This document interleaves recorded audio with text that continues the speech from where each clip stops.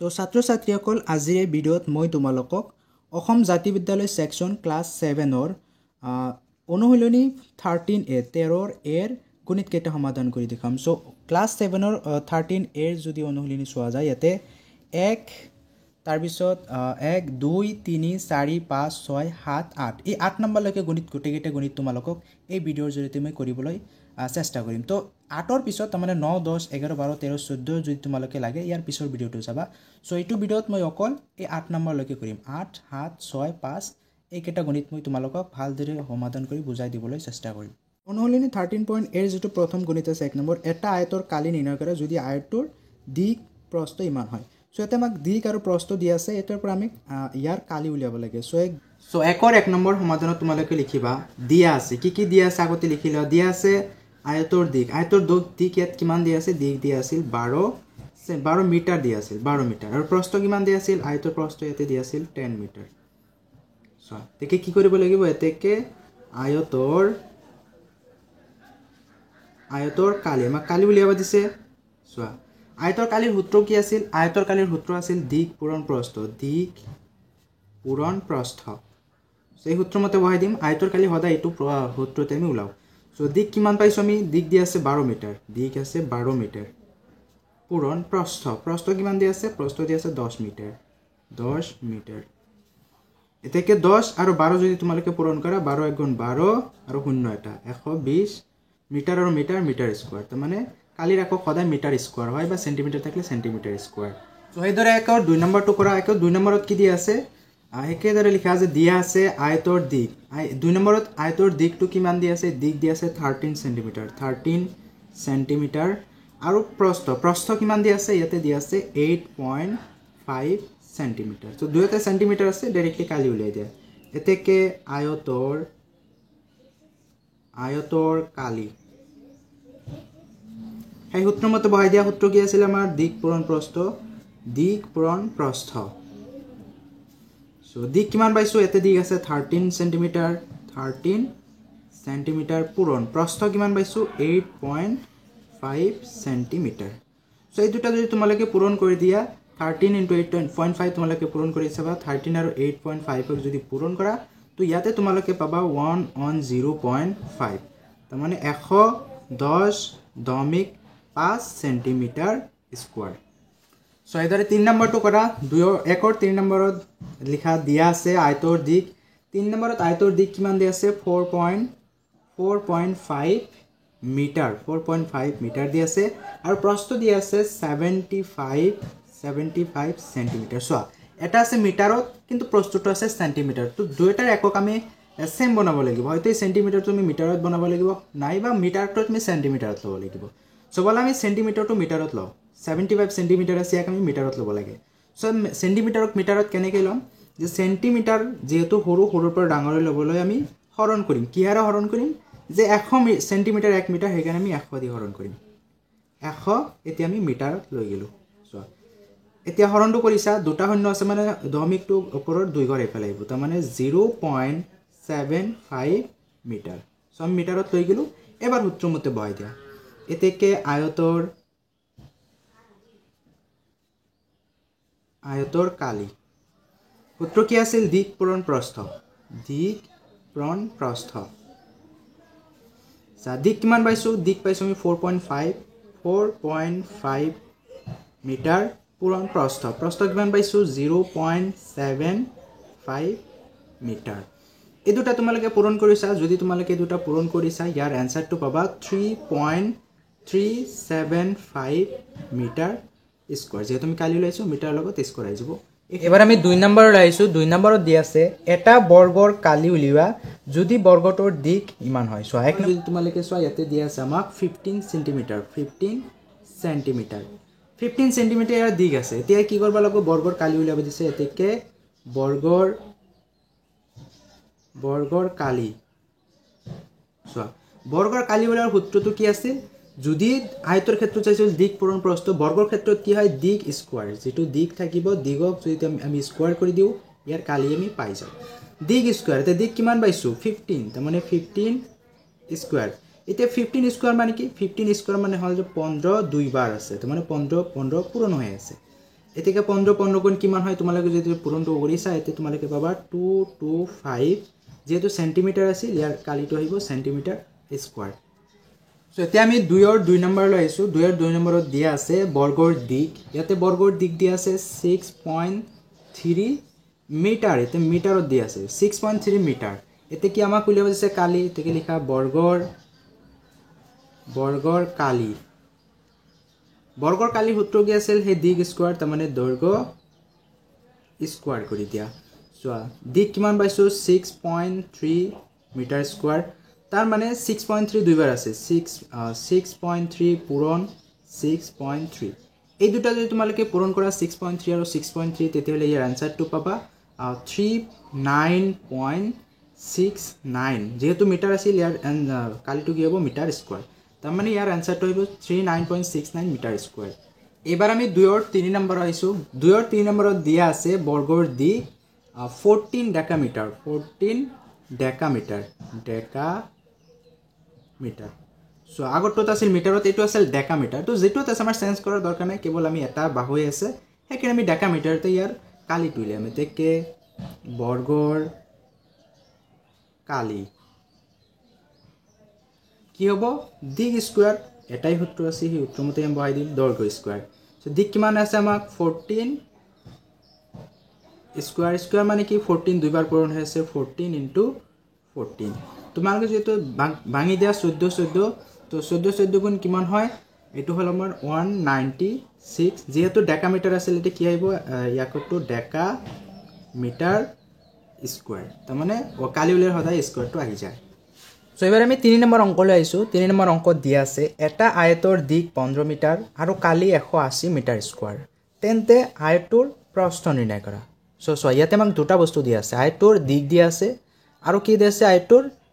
কালি দিয়া আছে সো কালি আৰু দিক যদি দিয়া থাকে এটা সূত্ৰ আছে যি সূত্ৰৰ সহায়ত আমি এই প্ৰস্থটো উলিয়াব পাৰো সো এই সূত্ৰ এতিয়া আমি প্ৰয়োগ কৰিম সো সমাধানত তোমালোকে লিখিবা যে দিয়া আছে আয়তৰ দিক 15 মিটাৰ আৰু আয়তৰ কালি 180 মিটাৰ এতেকে আমাক কি উলিয়াব দিছে আয়তৰ প্ৰস্থ লিখা আয়তৰ এতেকে আয়তৰ প্ৰস্থ সূত্ৰটো কি আছিল সূত্ৰটো মনত ৰাখিবা আয়তৰ প্ৰস্থ উলিয়াৰ সূত্ৰ আছিল কালি ডিভাইডেড বাই দিক এই সূত্ৰ হয় আমি আয়তৰ যদি কালি দিয়া থাকে কালিৰ পৰা প্ৰস্থ উলিয়াব পাৰো বা কালি দিয়া থাকিলে দিগ উলিয়াব পাৰো কেৱল উল্টা-পুল্টা কৰি দিলে হয় এতে চা যেতে আমাক প্ৰস্থ উলিয়াব দিছে কালিটো ওপৰত বহাই দিয়া কালি কিমান দি আছে কালি আছে 180 মিটাৰ স্কয়াৰ যত কালি আছিল কালি ঠাইত কি লিখছো কালিৰ যেটো মান আছিল ইয়াৰ পিছত ডিভাইডেড তলত আছে দিক কিমান দি আছে 15 মিটাৰ এটা আহিব 15 মিটাৰ সো এবাৰ 180 যদি তুমি 15 ৰে হৰণ কৰা তোমালোকে হৰণ কৰি চাব পাৰা 180 15 ৰে হৰণ কৰিছা তেতিয়া হলে ইয়াৰ আনসাৰটো কিমান পাবা ইয়াৰ আনসাৰটো পাবা তোমালোকে 12 যেহেতু মিটাৰ আছে মিটাৰ এটা আহিব মিটাৰ স্কয়াৰ এই মিটাৰ এই স্কয়াৰ ক্যান্সেল হৈ যাব তাৰ মানে ইয়াৰ প্ৰস্থটো কিমান হ'ব 12 মিটাৰ সো এবাৰ আমি 4 নম্বৰ কোৱেশ্চনলৈ আইছো 4 নম্বৰ কোৱেশ্চনত দিয়া আছে এটা বৰ্গৰ পৰিসীমা 72 সেন্টিমিটাৰ বৰ্গটোৰ কালি নিৰ্ণয় কৰা সো এতে আমাক দিক প্ৰস্থ একো দিয়া নাই অকল আমাক পৰিসীমাটো দিয়া আছে বৰ্গটোৰ পৰিসীমাৰ পৰা আমি কালি উলিয়াব লাগে যে কিমান কালি হ'ব সো ইয়াৰ পৰা এটা সূত্ৰ আছে সেই সূত্ৰ প্ৰয়োগ কৰি প্ৰথমে আমি ইয়াৰ প্ৰস্থ আৰু দিক উলিয়াম তাৰ পিছত আমি কি কৰিম এই কালিটো উলিয়াব পাৰিম তোমালোকে লিখা দিয়া আছে বৰ্গৰ পৰিসীমা 72 সেন্টিমিটাৰ দিয়া আছে ইয়াৰ পৰা বৰ্গৰ এটা বাহুৰ দৈৰ্ঘ্য উলিয়াব লাগিব তাৰ পিছত আমি কালি উলিয়াব পাৰিম তেকে লিখা বৰ্গৰ এটা বাহুৰ দৈৰ্ঘ্য এটা বাহুৰ দিক সোয়া যেহেতু বৰ্গৰ পৰিসীমা 72 সেন্টিমিটাৰ পৰিসীমা মানে কি বৰ্গ এটা যদি লোৱা এনেকা এই বৰ্গৰ এই বাহু এই চাৰিওটা বাহু যোগ কৰিলে কিমান হয় 72 সেন্টিমিটাৰ হয় বুলি কৈছে তেতিয়া হলে এটা বাহু কিমান হ'ব যেহেতু বৰ্গৰ চাৰিটা বাহু সমান হয় তাৰ মানে 72 যদি আমি 4 ৰে হৰণ কৰা এটা বাহুৰ দৈৰ্ঘ্য পাই যাম এটা বাহুৰ দৈৰ্ঘ্য পালে আমি ইয়াৰ কালি উলিয়াব পাৰিম তেকে লিখা যে বৰ্গৰ এটা বাহুৰ দৈৰ্ঘ্য কিমান হ'ব 72 ডিভাইডেড বাই 4 এটা 72 যদি 4 ৰে ডিভাইড কৰা তোমালোকে ইয়াৰ আনসাৰটো পাবা 18 তোমালোকে হৰণটো কৰি চাবা 18 সেন্টিমিটাৰ তাৰ মানে এই যেটো বৰ্গ আছে বৰ্গৰ এটা বাহুৰ দৈৰ্ঘ্য কিমান হয় 18 সেন্টিমিটাৰ 18 সেন্টিমিটাৰ 18 সেন্টিমিটাৰ তাৰ মানে গোটেই এটা বাহু 18 সেন্টিমিটাৰ এতেকে কালি উলিয়া এতেকে লিখা এতেকে বৰ্গৰ কালি এতিয়া কালি উলিয়াৰ সূত্ৰ কি আছিল বৰ্গৰ কালি উলিয়াৰ যেটো সূত্ৰ আছিল এটো আছিল দিক স্কয়াৰ সো দিক ইয়াতে আমি কিমান পাইছো দিক পাইছো 18 cm তাৰ মানে 18 cm স্কয়াৰ সো স্কয়াৰ মানে কি স্কয়াৰ মানে আমি পাইছো যে 18 স্কয়াৰ মানে 18 দুইবাৰ আছে মানে 18 দুইবাৰ পূৰণ হৈ আছে সো 18 যদি তোমালোকে চাই ইয়াৰ আনসাৰটো পাবা 324 যেটো কালি লাইছো আছিল সেন্টিমিটাৰ ইয়াতে আহিব সেন্টিমিটাৰ স্কয়াৰ তাৰ মানে এই যেটো ইয়াৰ আনসাৰ আহিব বৰ্গৰ কালি এটো হ'ব 324 সেন্টিমিটাৰ স্কয়াৰ সো 5 নম্বৰ কোৱেশ্চনটো যদি তোমালোকে চোৱা 5 নম্বৰত দি আছে এটা আয়তৰ প্ৰস্থ 8 সেন্টিমিটাৰ আৰু পৰিসীমা 42 সেন্টিমিটাৰ হলে আয়তৰ কালি নিৰ্ণয় কৰা সো ইয়াতে আমাক দুটা বস্তু দি আছে এতে প্ৰস্থ দি আছে আয়তৰ আৰু পৰিসীমা দি আছে কিন্তু কালি দিয়া নাই যে কালি দিয়া থাকিলে আৰু প্ৰস্থ দিয়া থাকিলে আমি দৈৰ্ঘ্য উলিয়াব পাৰো দৈৰ্ঘ্যৰ পৰা আমি ইয়াৰ কালি পাই যাম কিন্তু এতিয়া চোৱা প্ৰথমে আমাক প্ৰস্থ আৰু পৰিসীমা দি আছে তো প্ৰস্থ আৰু পৰিসীমাৰ পৰাও আমি দৈৰ্ঘ্য উলিয়াব পাৰো দৈৰ্ঘ্য উলালে প্ৰস্থ আছে দৈৰ্ঘ্য আৰু প্ৰস্থৰ পূৰণফল হলে আমি আয়তৰ কালি পাই যাম সো প্ৰথমে ইয়াৰ দৈৰ্ঘ্যটো উলিয়াবলৈ চেষ্টা কৰা সো সমাধানত তোমালোকে লিখিবা দিয়া আছে আয়তৰ পৰিসীমা আমাক 42 সেন্টিমিটাৰ দিয়া আছে আৰু প্ৰস্থ 8 সেন্টিমিটাৰ দিয়া আছে সো পৰিসীমা আৰু প্ৰস্থৰ পৰা দিক উলিওৱাৰ সূত্ৰটো কি আছিল সো লিখা এতেকে আয়তৰ দিক পৰিসীমা আৰু প্ৰস্থ যদি দিয়া থাকে তেতিয়া হলে আয়তৰ দিক উলিওৱাৰ সূত্ৰটো হল যে পৰিসীমা বাই 2 পৰিসীমা ডিভাইডেড বাই 2 মাইনাস প্ৰস্থ এই সূত্ৰ হয় আমি দৈৰ্ঘ্য উলিয়াব পাৰো যিকোনো আয়তৰ যদি পৰিসীমাটো দিয়া থাকে আৰু প্ৰস্থটো দিয়া থাকে তেতিয়া হলে দৈৰ্ঘ্যটো আমি এই সূত্ৰৰ জৰিয়তে উলাব পাৰো সো এতিয়া সূত্ৰ মতে বহাই দিয়া পৰিসীমা কিমান পাইছো 42 সো ইয়াতে লিখা 42 সেন্টিমিটাৰ ডিভাইডেড বাই 2 মাইনাস প্ৰস্থ কিমান পাইছো ইয়াতে 8 সেন্টিমিটাৰ সো এখিনি তোমালোকে যদি 42ক 2 ৰে হৰণ কৰা 2 4 ৰ ভিতৰত 2 বাৰ 2 2 ৰ ভিতৰত 1 বাৰ মাইনাস 8 তেতিয়ালে 21 ৰ পৰা যদি তোমালোকে 8 মাইনাস কৰা তেতিয়ালে ইয়াৰ আনসাৰটো হ'ব 13 সেন্টিমিটাৰ সো সোৱা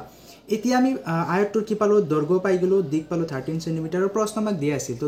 প্ৰস্থ আৰু দিক থাকিলে আমি আয়তৰ কালি উলিয়াব পাৰো তেকে লিখা এতেকে আয়তৰ কালি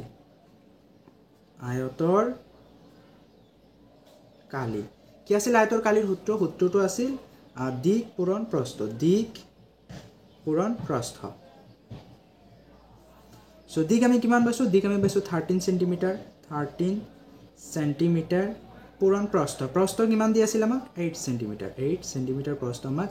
দিয়া আছিল সো এই দুটা যদি তোমালোকে পূৰণ কৰি দিয়া 13ক 8 ৰে পূৰণ কৰা তেতিয়া হলে তোমালোকে ইয়াতে পাবা 104 সেন্টিমিটাৰ যেটো কালি লৈছো সেন্টিমিটাৰ স্কয়াৰ তাৰ মানে এই যেটো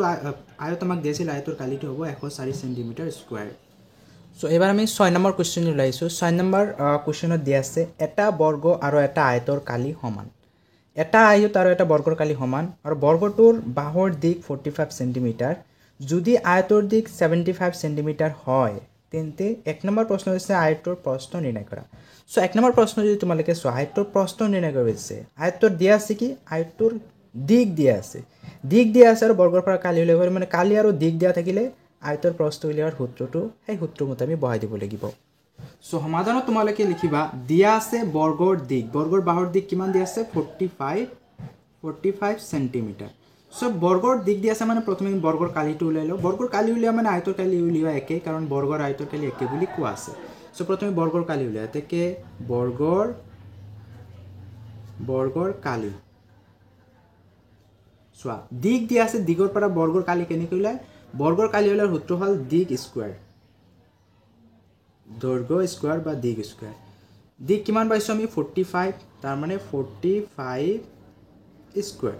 এবাৰ 45ক স্কয়াৰ মানে কি 45 দুইবাৰ আছে তো মানে 45 পূৰণ 45 এবাৰ 45 যদি তোমালোকে পূৰণ কৰিছা তেতিয়া হলে ইয়াৰ আনসাৰটো আহিব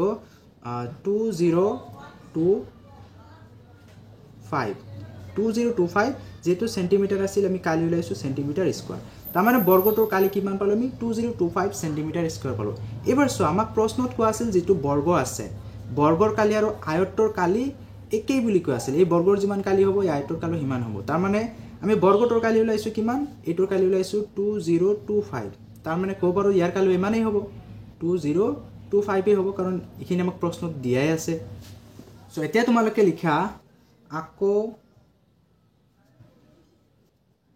আকৌ দিয়া আছে আৰু আমাক কি দিয়া আছে দিয়া আছে আৰু কি দিয়া আছিল আমাৰ আয়তৰ দৈৰ্ঘ্য দিয়া আছে আয়তৰ দৈৰ্ঘ্য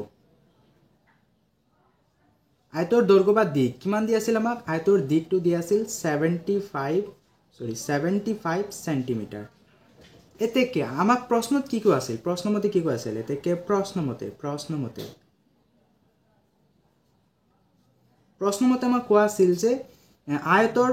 কালি আৰু বৰ্গৰ কালি সমান তাৰ মানে প্ৰশ্নমতে আছিল আয়তৰ কালি ইকুৱেল টু বৰ্গৰ কালি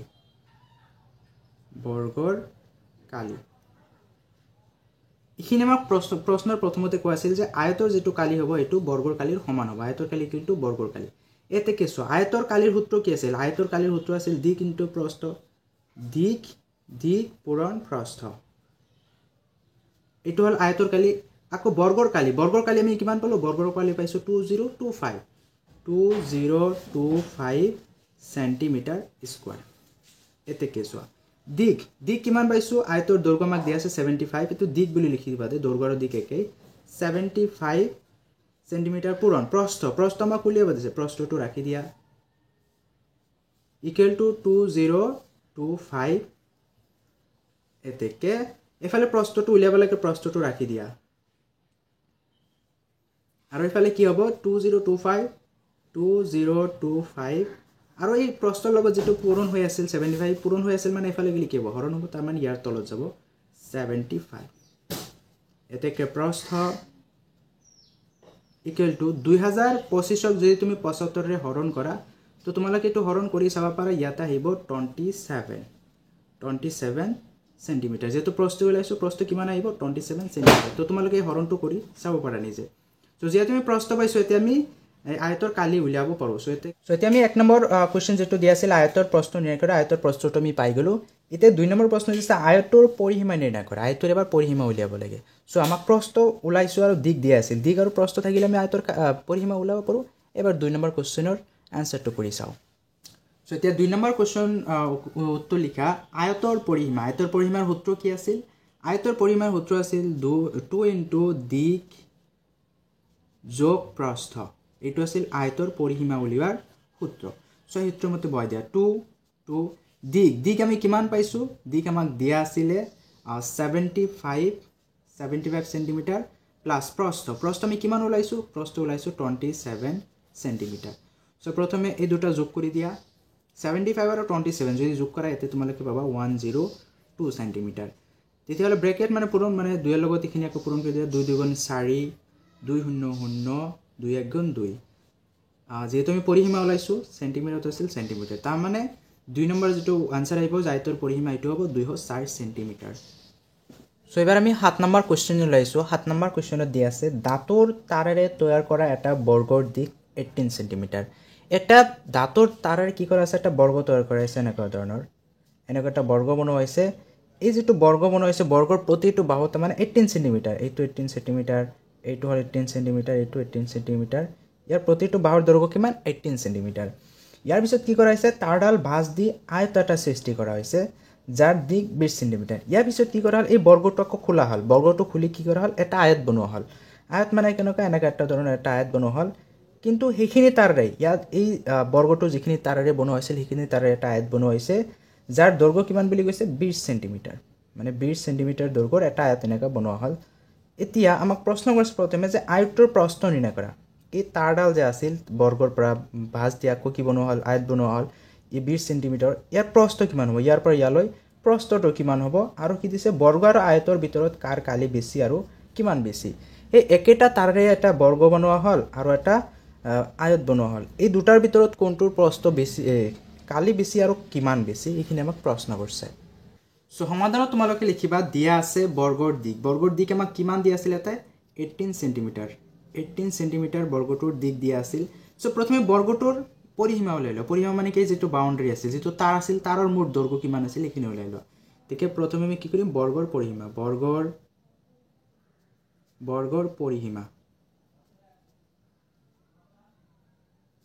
বৰ্গৰ পৰিসীমাৰ সূত্ৰ আছিল কি যে 4 ইনটু এটা বাহুৰ দৈৰ্ঘ্য মানে বাহুৰ দিক চোৱা 4 ইনটু দিক দিক কিমান পাইছো আমি 18 সেন্টিমিটার 18 সেন্টিমিটার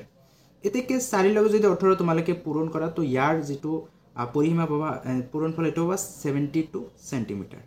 তার মানে এই যেটো বর্গ আছিল আমার এই 18 18 18 4টা 18 যোগ কৰিলে মানে 4টা যোগ কৰিলে কিমান পাম 72 সেন্টিমিটাৰ আকৌ এইখিনি তাৰাৰে কি বনোৱা হৈছে এইখিনি এই বাহুত এই আয়তটো বনোৱা হৈছে সেইখিনি তাৰাৰে তাৰ মানে কি ইয়াৰ পৰিসীমা আৰু ইয়াৰ পৰিসীমা সেম হ'ব এইখিনি আমাক কোৱা আছে যে পৰিসীমা দুটা একেই সো ইয়াৰ পিছত লিখা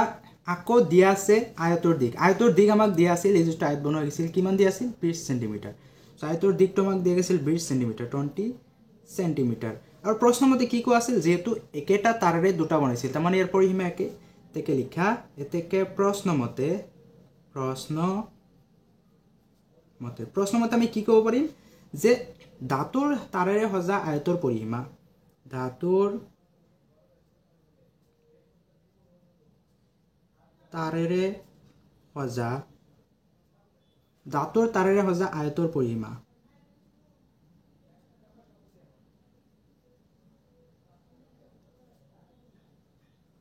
আয়তৰ পৰিসীমা ইকুয়াল টু কি আছিল বৰ্গৰ পৰিসীমা এইখিনি আমি কি লিখিলো কাৰণ আয়তৰ যেটো পৰিসীমা বৰ্গৰ পৰিসীমা একে হ'ব কাৰণ একেটা ধাতুৰে বনাই গৈছে এইখিনি আমি লিখছো ধাতুৰ পাতেৰে সজা আয়তৰ পৰিসীমা ইকুয়াল টু বৰ্গৰ পৰিসীমা সো আয়তৰ পৰিসীমাৰ সূত্ৰটো কি আছিল আয়তৰ পৰিসীমাৰ সূত্ৰ আছিল 2 ইনটু দিক যোগ প্ৰস্থ এটো আছিল কি আমাৰ আয়তৰ পৰিসীমাৰ সূত্ৰ ইকুয়াল টু বৰ্গৰ পৰিসীমা আমি কিমান পাইছো বৰ্গৰ পরিসীমা পাইছো 72 ইকুয়াল টু 72 সো এতিয়া তুমি এই দিক যেটো আছিল দিক আমাক দিয়া আছিল আয়তৰ দিক 20 মিটাৰ তো দিগৰ ঠাইত 20 সেন্টিমিটাৰ বহাই দিয়া তাৰ মানে 2 ইনটু দিগৰ ঠাইত আমি কি লিখিম দিক আমাক দিয়া আছে 20 সেন্টিমিটাৰ 20 সেন্টিমিটাৰ পূৰণ প্ৰস্থ ইকুয়াল টু 72 এতে কেসা এইখিনি আমি কি কৰিম এই দুইটো আমি এফালে লৈ গৈছো কাৰণ দুইটো এতে কাম নাই নহয় এতে 20 পূৰণ প্ৰস্থ 20 পূৰণ প্ৰস্থ এইখিনি ৰাখি দিছো আৰু দুইটো এফালে লৈ গৈছো সমান চিহ্নৰ এফালে 72 দুইটো এফালে প্ৰস্থৰ লগত পূৰণ হৈছিল তলত এফালে আহিলে সমান চিহ্নৰ এফালে আহিলে হৰণ হৈ যাব ডিভাইডেড বাই 2 এতে কি আমাক অকল প্ৰস্থটো লাগে প্ৰস্থটো উলিয়াব দিছে কাৰণ প্ৰস্থটো ৰাখি দিয়া তুমি প্ৰস্থ ইকুয়াল টু এফালে কি থাকিব 72 বাই 2 আৰু এই যেটো আমাৰ 20 আছিল 20 টো এতে কি সৰি এতে প্লাস হ'ব দে এতে প্লাস হ'ব এতে পুরো নয় তো প্লাস হ'ব দে লিখাত ভুল হৈছে প্লাস টু প্লাস হ'ব এতে কি 20 টো এতে প্ৰস্থৰ লগত প্লাস হৈছিল এফালে আহিলে কি হ'ব মাইনাস হৈ যাব 20 মাইনাস 20 তাৰ মানে এতে কি আহিব প্ৰস্থটো আহিব প্ৰস্থ ইকুয়াল টু 72 ক যদি 2 ৰে হৰণ কৰা তো তোমালকে ইয়াতে পাবা 36 মাইনাস 20 তাৰ মানে প্ৰস্থটো কিমান পাম আমি প্রস্থ ইকুয়াল টু 36 এর পর যদি 20 বিয়োগ করা তো তোমালকে এতে পাবা 16 তার মানে আছিল কি সেন্টিমিটার তার মানে ইয়ার যেটো প্রস্থ পাম আয়তটোর হেতু হ'ব 16 সেন্টিমিটার সো এটো তোমালকে ঠিক কৰি লবা এটো প্লাস হয় এটো পুৰো নহয় এটো প্লাস হয় মানে যেটো আমাৰ আয়তৰ পৰিসীমা আছিল 2 ইনটু দিক প্লাস প্ৰস্থ আছিল সো এটা আমাক কি কৈছে আয়তৰ প্ৰস্থ কিমান আয়তৰ প্ৰস্থ আমি নিৰ্ণয় কৰিছো ইয়াৰ পিছত আৰু প্ৰশ্ন কৰিছে যে বৰ্গ আৰু আয়তৰ ভিতৰত কাৰ কালি বেছি আৰু কিমান বেছি এতিয়া আমি প্ৰথমে বৰ্গটোৰ কালি উলিয়াব লাগিব তাৰ পিছত আয়তৰ কালি উলিয়াব লাগিব কোনটোৰ বেছি এতিয়া আমি পাই যাম ইয়াৰ পৰা সো প্ৰথমে আমি বৰ্গৰ কালিটো উলাইছো বৰ্গৰ কালিৰ সূত্ৰ কি আছিল দিক স্কয়াৰ সো দিক কিমান আছিল বৰ্গৰ দিক আমাক দিয়া আছিল 18 সেন্টিমিটাৰ 18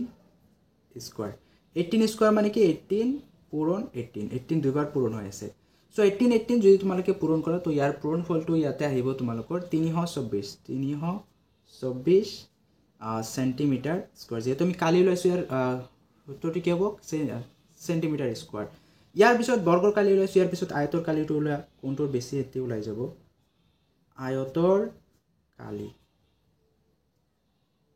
আয়তৰ কালিৰ সূত্ৰ কি আছিল আয়তৰ কালিৰ সূত্ৰ আছিল দিক পূৰণ প্ৰস্থ এইটো হৈছে আয়তৰ কালিৰ সূত্ৰ সো আয়তৰ দিক কিমান পাইছিলো আমি আয়তৰ দিক পাইছিলো 20 সেন্টিমিটাৰ দিয়া আছিল আমাক প্ৰস্থ আমি উলালো প্ৰস্থ কিমান পাইছো 16 সেন্টিমিটাৰ 16 সেন্টিমিটাৰ সো এই দুটা তোমালকে পূৰণ কৰি দে এতে যদি তোমালকে পূৰণ কৰি দে 20 16 তেতিয়া হলে ইয়াতে পাম আমি 320 সেন্টিমিটাৰ স্কয়াৰ এতিয়া সা আমাৰ কোনটোৰ কালি বেছি আহিল বৰ্গৰ কালি আহিল 324 সেন্টিমিটাৰ আয়তৰ কালি আহিল 320 সেন্টিমিটাৰ তেতিয়াহ'লে কাৰ কালি বেছি আহিল বৰ্গৰ কালি বেছি আহিল কাৰণ 324 আহিছে কিমান বেছি এটো লিখি দিয়া যে 320 ৰ পৰা যদি 24 বিয়োগ কৰি দিয়া 4 থাকি যাব সৰি 24 ৰ পৰা 20 বিয়োগ কৰিলে তেকে বৰ্গৰ কালি বেছি আৰু কিমান বেছি এতে লিখি দিয়া যে বৰ্গৰ কালি কিমান 20 ৰ পৰা 24 ৰ পৰা যদি 324 ৰ পৰা 320 যদি বিয়োগ কৰা 4 সেন্টিমিটাৰ থাকিব 4 সেন্টিমিটাৰ স্কয়াৰ বেছি তো ভালদৰে লিখি দিবা তোমালোকে যে বৰ্গৰ কালি আয়তৰ কালিতকৈ 4 সেন্টিমিটাৰ স্কয়াৰ বেছি মই গোটেইকেইটা লিখা নহল সো এবাৰ আমি 8 নম্বৰ কোৱেশ্চনলৈ আহিছো 8 নম্বৰ কোৱেশ্চনত দিয়া আছে এখন বেৰৰ যোগ 8 মিটাৰ ইনটু 6 মিটাৰ বেৰখনত 2 মিটাৰ আৰু 1.5 মিটাৰ জোখৰ এখন দুৱাৰ আৰু 1.5 মিটাৰ ইনটু 1 মিটাৰ জোখৰ দুইখন খিৰিকী আছে বেৰখনত এটা ফালে ৰং লগাবলৈ প্ৰতি মিটাৰ স্কয়াৰত 35 টকা হিচাপত মুঠ কিমান খৰচ পৰিব এতিকে সো এটা আমাক কি কৈছে এটা বেৰ আছে এনেকুৱা ধৰণৰ এটা বেৰ আছে আয়তাকাৰ বুজি পাইছা ঘৰৰ বেৰ যেনেকা থাকে এই বেৰখনৰ যেটো দৈৰ্ঘ্য আছে দৈৰ্ঘ্য দি আছে দিগ আছে 8 মিটাৰ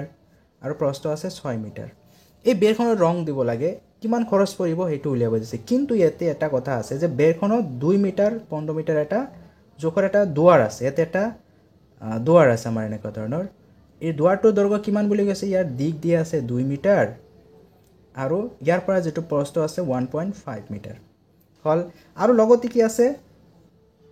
এখন দুৱাৰ আৰু 1.5 মিটাৰ ইনটু 1 মিটাৰ জোখৰ দুইখন খিৰিকী আৰু দুখন খিৰিকীও আছে এনেকা এটা খিৰিকী আছে দুখন খিৰিকীৰ যোগবোৰ কেনেকা খিৰিকীৰ যোগ দিক দিয়া আছে 1.5 মিটাৰ আৰু ইফালে আছে 1 মিটাৰ বুজি পাইছে 1.5 মিটাৰ আৰু 1 মিটাৰ সো এবাৰ কি কৈছে বেৰখনত ৰং দেওতে কিমান খৰচ পৰিব তো তুমি কি কৰিব লাগিব প্ৰথমে গোটেই বেৰখনৰ কালি উলিয়াব লাগিব গোটেই বেৰখনৰ কালি উলিয়াই কেনে এই দৰজাটো মানে দুৱাৰখন আৰু এই খিৰিকী দুটাৰ কালিখিনি বিয়োগ কৰিব লাগিব তেতিয়া হলে ৰং দিয়া কিমানখিনি অংশ হেখিনি পাই যাম তাৰ পিছত আমি উলিয়াব পাৰিম যে কিমান পইচা আমাক লাগিব সো সমাধানত তোমালোকে লিখিবা দিয়া আছে বেৰখনৰ যোগ প্ৰথমে বেৰখনৰ যোগ কি দিয়া আছে বেৰখনৰ যোগ দিয়া আছিল আমাক 8 মিটাৰ বাই 6 মিটাৰ ইমানখিনি জোখৰ বেৰ আছে সো প্ৰথমে বেৰখনৰ কালি উলিয়ালা এতেকে বেৰখনৰ কালি সো বেৰখনৰ কালি কি হ'ব বেৰখনৰ কালি এটা দিক ইনটু প্ৰস্থ বুলি ধৰি লওক যেহেতু আয়তাকাৰ হয় তেতিয়ালে কি হ'ব দিক পূৰণ প্ৰস্থ মানে 4 গুণ 48 মিটাৰ স্কয়াৰ তাৰমানে গোটেই বেৰখনৰ কালি কিমান পালো আমি 48 মিটাৰ স্কয়াৰ এতিয়া দৰজাখনৰ উলিওৱা এই যেটো দুৱাৰ আছে দুৱাৰখনৰ কালি কিমান হয় কাৰণ এইখিনি আমি বিয়োগ কৰি দিব লাগিব আকৌ লিখা আৰু দুৱাৰখনৰ যোগ আমাক কিমান দিয়া আছে 2 মিটাৰ আৰু 1.5 মিটাৰ সো দুৱাৰখনৰ কালি কি হ'ব নহলে তেতিয়া লিখা দুৱাৰখনৰ কালি কিমান হ'ব ইমানখিনি এটা দিক ইনটু প্ৰস্থ বুলি ধৰিলা 2 মিটাৰ পূৰণ 1.5 মিটাৰ এই দুটা যদি তোমালোকে যোগ কৰা তেতিয়ালে পূৰণ কৰিলে কি পাবা 3 মিটাৰ স্কয়াৰ তাৰমানে এই দৰজাখনৰ যেটো কালি হ'ব এটো 3 মিটাৰ স্কয়াৰ আৰু লগতে দুটা বস্তু আছে কি যে দুটা খিৰিকী আছে তো খিৰিকী দুটাৰ কালি উলিয়াব লাগিব দুটা খিৰিকীৰ কালি কিমান হয় এই দুটা আমি বিয়োগ কৰি দিব লাগিব সো ইয়াৰ পিছত লিখা আকৌ খিৰিকীৰ যোগ আমাক কি দি আছে 1.5 মিটাৰ ইনটু 1 মিটাৰ সো প্ৰথমে এটা খিৰিকীৰ কালি উলিয়া তাৰ পিছত দুটা খিৰিকীৰ কালি উলিয়াম প্ৰথমে লিখা এটা খিৰিকীৰ কালি মানে কি এটা দিক কাৰণটো প্ৰস্থ বুলি ধৰিলা যেটো আয়তাকাৰ হয় এটো 1.5 মিটাৰ ইনটু 1 মিটাৰ পূৰণ কৰিলে কি হ'ব 1.5 মিটাৰ হ'ব 1.5 মিটাৰ স্কয়াৰ 1.5 মিটাৰ আৰু 1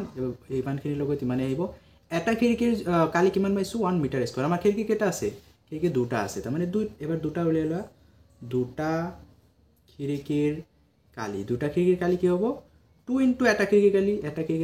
কালি পাইছো 1.5 মিটাৰ স্কয়াৰ তেলে দুটা হলে কি হ'ব 2 দেৰ গুণ কিমান হ'ব এতে 3 মিটাৰ স্কয়াৰ তাৰমানে দুটা খিৰিকী মিলি কিমান হয় 3 মিটাৰ স্কয়াৰ কালি হয় সো ইয়াৰ পিছত তোমালোকে লিখা দুৱাৰ খিৰিকী বাদ দি অকল বেৰখনৰ কালি এবাৰ আমি অকল বেৰখনৰ কালি উলিয়াম তেতিয়ালে বেৰখনৰ মুঠ কালি কিমান পাইছিলো আমি 48 মিটাৰ স্কয়াৰ ইয়াৰ পৰা আমি বিয়োগ কৰিব লাগিব দুৱাৰখন কাৰণ দৰজাখন তোমাৰ নালাগে দৰজাখনত ৰং দিব নালাগে সো দৰজাখন বিয়োগ কৰা দৰজাখনৰ কালি পাইছিলো 3 মিটাৰ স্কয়াৰ তাৰ পিছত আৰু বিয়োগ কৰিম আৰু কি বিয়োগ কৰিম দুটা খিৰিকী আছিল দুটা খিৰিকীৰ কালি কিমান পাইছিলোঁ দুটা খিৰিকী মিলি পাইছিলোঁ 3 মিটাৰ স্কোৱাৰ তেতিয়াহ'লে এবাৰ আমি এই দৰ্জা মানে দুৱাৰ খিৰিকী বাদ দি আমি অকল বেৰখনৰ কালি পাম so 48 metre square minus 3 metre আৰু 3 মিটাৰ কিমান হ'ব 6 মিটাৰ স্কোৱাৰ 6 মিটাৰ স্কোৱাৰ তেতিয়াহ'লে 48 পৰা যদি 6 মিটাৰ স্কোৱাৰ বিয়োগ কৰা তো তোমালোকে ইয়াতে পাই যাবা 42 মিটাৰ স্কোৱাৰ তাৰমানে দৰ্জা আৰু খিৰিকী বাদ দি সেই বেৰখনৰ মুঠ কালি কিমান হ'ব 42 মিটাৰ স্কোৱাৰ এবাৰ এই 42 মিটাৰ স্কোৱাৰতে আমি ইয়াতে ৰং কৰিব লাগিব সো এতে আৰু এটা বস্তু লিখা আছে যে 1 মিটাৰ স্কোৱাৰত মানে প্ৰতি মিটাৰ স্কোৱাৰত বা 1 মিটাৰ স্কোৱাৰত ৰং কৰোতে খৰচ সো প্ৰতি মিটাৰ স্কোৱাৰত ৰং কৰোতে কিমান খৰচ হয় বুলি কৈছে আমাক কৈছে 35 টকা 35 টকা এটা খৰচ হয় যদি আমি 1 মিটাৰ স্কোৱাৰ ৰং দিওঁ বা প্ৰতি মিটাৰ স্কোৱাৰ ৰং দিওঁ সো আমি কিমান মিটাৰ স্কোৱাৰ পাইছোঁ 42 মিটাৰ স্কোৱাৰ পাইছোঁ 1 মিটাৰত যদি 35 টকা লাগে 42 মিটাৰ স্কোৱাৰত কিমান লাগিব এতে লিখা 42 মিটাৰ স্কোৱাৰত ৰং কৰোতে খৰচ কিমান হ'ব 1 মিটাৰত যদি ইমান লাগিছে 42 মানে 42 পূৰণ হ'ব 42 পূৰণ 35 টকা সো এখানে তোমালোকে পূৰণ কৰিছা 42 যদি 35 ৰে পূৰণ কৰা তো তোমালোকে ইয়াতে পাবা 1470 টকা তাৰমানে এই যেটো বেৰ আছিল আমাৰ এই বেৰখনক দৰ্জা আৰু খিৰিকী বাদ দি ৰং কৰোতে এক টোটাল খৰচ আহিব 1470 টকা এইখিনি আমাক উলিয়াব দিছিল